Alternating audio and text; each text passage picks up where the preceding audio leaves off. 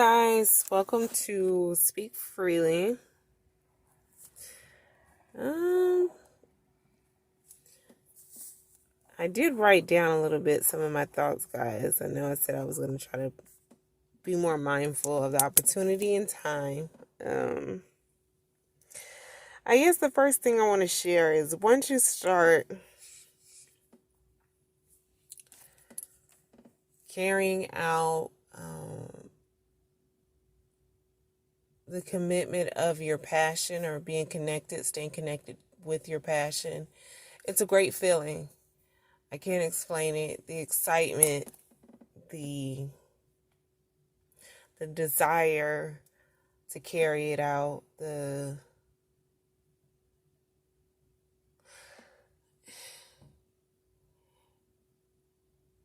Okay, so the reason why I even started, the reason why I stepped out on faith in the sense of sharing my love for reading the Bible is because I'd asked myself a question that I share with you guys. I think in another Speak Freely, the question that I had was, are you ready to die today? And my answer started turning into no's, when before they had been yeses. So it's levels to it. I'm growing and growing. And then some things have to come back full circle. Some things that I thought I had done away with or would go away have found themselves into my present. And that's what I'm referring to, my passion for reading the Bible, my love, the desire to spend time in the scriptures. So finally, I started answering that desire, embracing it boldly and fearfully at the same time.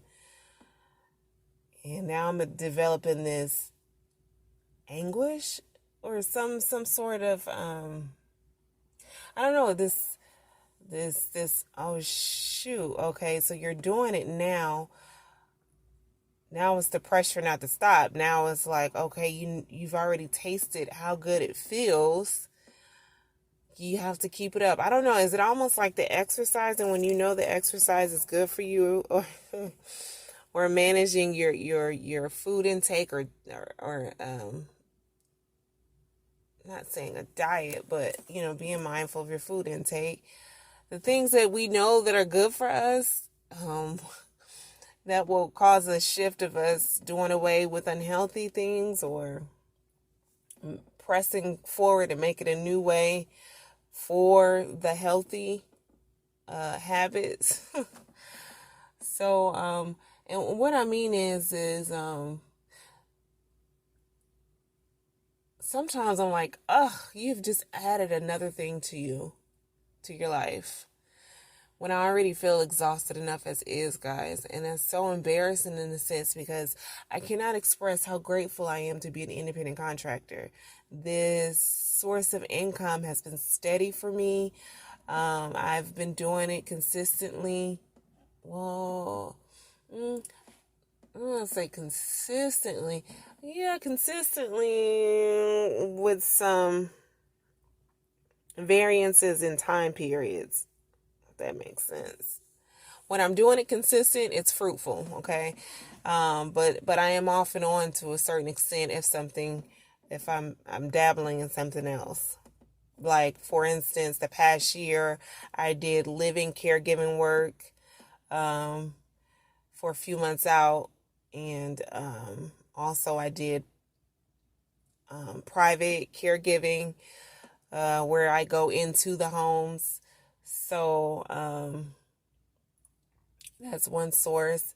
And when I got out of that, immediately I went into a few fast food places.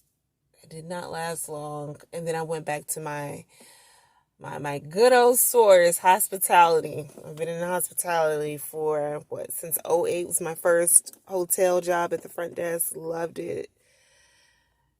And I've been in and out of that field ever since. So being an independent contractor is the most freedom, and It comes with its cons, but gosh, I will take it. I will pay the price because it allows me to carve out my schedule. Even though I still have to be just as consistent with generating the hours. And it's still active. But what I'm saying is because it's not me operating in my passion, like it's not dealing with children, it's not really dealing with reading the Bible, it still takes a lot of energy from me, pulls from me. And I have to give a lot into it. I mean, you even start experiencing a sense of driver's fatigue a bit, and trying to regulate time periods when it's best to be on the road or off the road, and the days, the fluctuations of the demand for the orders. So now that I've finally committed there's an alignment, mind, body, and spirit to go forth with carrying out my passion or operating my passion or gift, it's like, well, don't you have to give something up now? Because one, you're not going to have time for it. So you just push through. You just push through it. And I know everyone starts their channel for different reasons. Some people just started just to say, I'm going to do it, I'm going to just do it, see how it goes. It's not really a passion for them. They're not really sharing content that's near and dear to them. They're just doing it for the sake of having something to do. So, I keep asking myself, what if YouTube is just wiped out and there's no more? How else will you carry this out? And so I'm always in the planning phase mentally. I don't know. It's not a love-hate thing. It's just, I don't know how to explain it. Because now I want to see it through to the end. And I'm just trying to see how are you going to carve out the time and the effort, that it's going to take. But it's not going to feel like, I don't know what I'm saying, guys. So it's a good thing. It's a good thing in the end. So we covered verses 16 through 20. And I don't know, I'm having a feeling that some of you ex-Christians are going to try to reconvert back over to Christianity once you find out there are birds maybe in heaven and some seafood. And you might be thinking it's going to be like there's no barbecue in heaven, guys. Ain't nobody grilling, catching nothing, putting it to the fire. No, that's not happening. In fact, you're going to be a spirit. So why would you even need food and flesh to survive?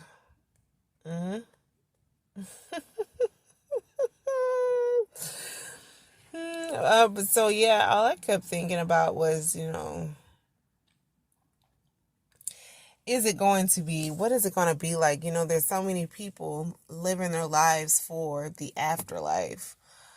And there's something in me that's hopeful for all of them wanting it to be true.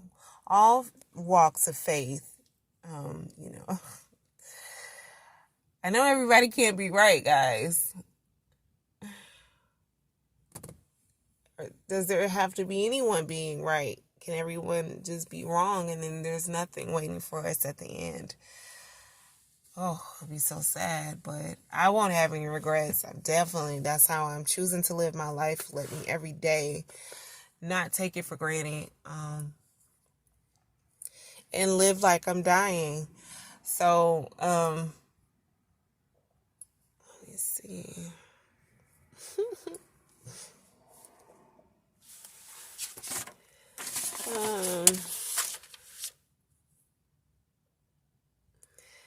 There was something I wanted to discuss because I wanted to be able to just have like a session where I'm not ignoring any other viewers that may be viewing, but I do want to speak to ex-Christians primarily as far as their dating life and their social life. See, I was like, well, I don't want anybody to feel left out. But I have to keep reminding myself the reason of this journey is to connect with like-minded people, to give us somewhat of a platform to communicate, because I haven't found one for myself. So maybe this is something that needs to be done. So those of you who are ex-Christians, who are no longer Christians, are you still associating with Christians? Are you even still going to church? Is it all done away with? Have you just cut off all the Christians that you know? What about your family? Do you have family members who are in the ministry, or I'm going to say active Christians? Well, remember, we have to be mindful. There's so many different types of Christians. So how is that going for you? I'm big on solitude and isolation. In fact, if I don't spend enough time with myself, if I feel like it's just work, and then I'm serving and serving and serving, doing for others, and then I ain't putting no time aside for myself, yeah, I'm a little antsy, cranky, and I know that my isolation is key for my recharging, my rebooting. But some people may feel different with too much isolation. It might be a problem for them, or just maybe a little isolation. What about dating? Are you even dating Christians? Do you think it would serve you to date a Christian, or could that cause division somewhere down the line?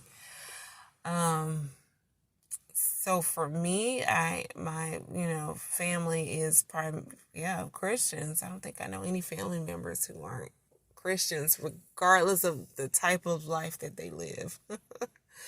Regardless of the type of life they live, they're believe in some God, and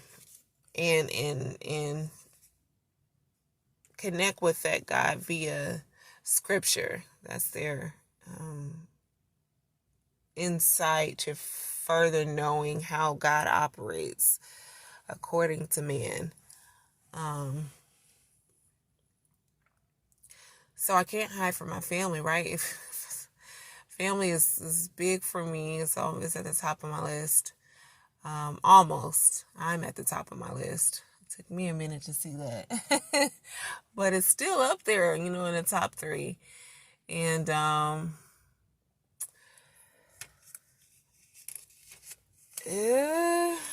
it can get a little awkward, get a little intense, feeling like you're always having to explain yourself and your reasoning. But I think if your family loves you, or the people that you're closely connected to, they're going to accept you as you are.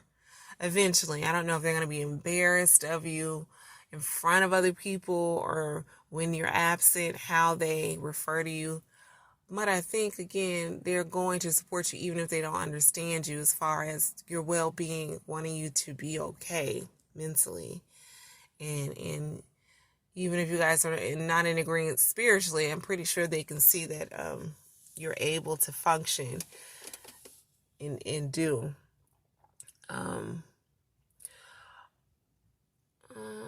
The dating. Okay. I have tried.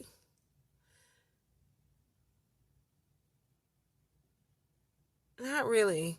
The people that I dated, if they were Christian, they weren't pretty much in ministry or active churchgoers. But they may have, of course, had an opinion on the Bible and God and such. But if I were to date someone who was, and I remember that, oh gosh, that was like 2014. I dated someone very briefly, and this person said that he was okay with me not being a Christian. So we both obviously love talking about the Bible, but it kind of got scary, guys. I thought he was going to perform an exorcist, or try to perform an exorcist at a Wendy's. Yeah, I was like, he think? And so that's so crazy. Some people just think you're not a Christian anymore. So you're just evil. You're full of evil. You just want to do, evil things and be sinning. Like, something has taken over you, right? The devil has got you. And, I'm like, why would this guy even, I mean, in his mind, him and God didn't have a meeting. They had a meeting. I wasn't a part of the meeting, guys.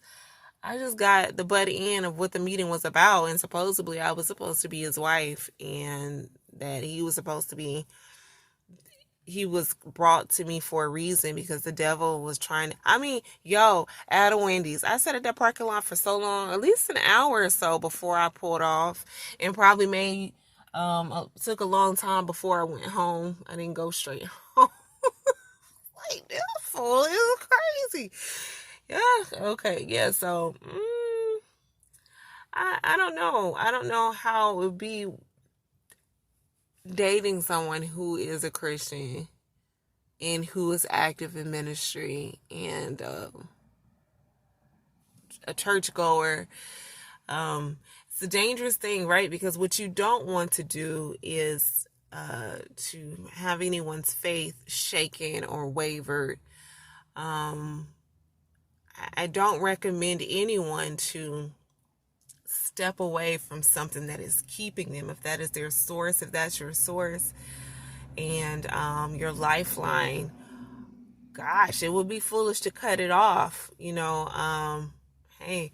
But as far as dwelling with someone who wasn't a Christian, it just depends. That person has to be content and okay with me being who I am freely, letting me be free as I'm going to let them be free, because it's working for them. So you have to do what works for you, and live your life accordingly. So I guess I'm just trying to have a bonding moment with ex-Christians. And it's going to be so interesting once I start uploading these videos. Again, if you're anything like me, just shoot me an email. I would love to connect with you.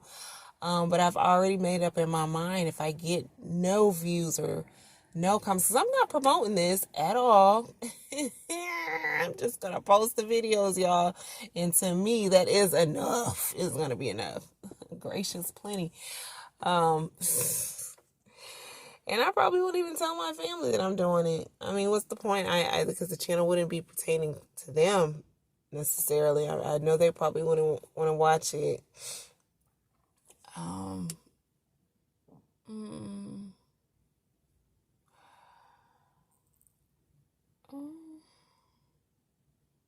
Speak freely.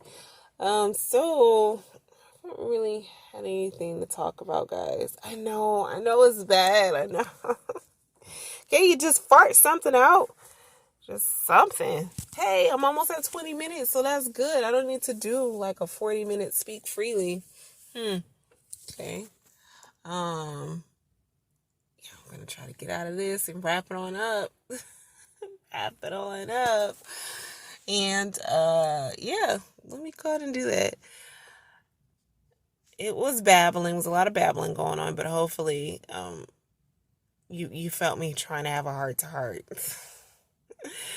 Thank you for your time, and I can't wait to upload the next video on Read Freely, and we're going to journey through Genesis 21 through 25. I haven't read it yet, but I'm excited for it. And I hope you are too.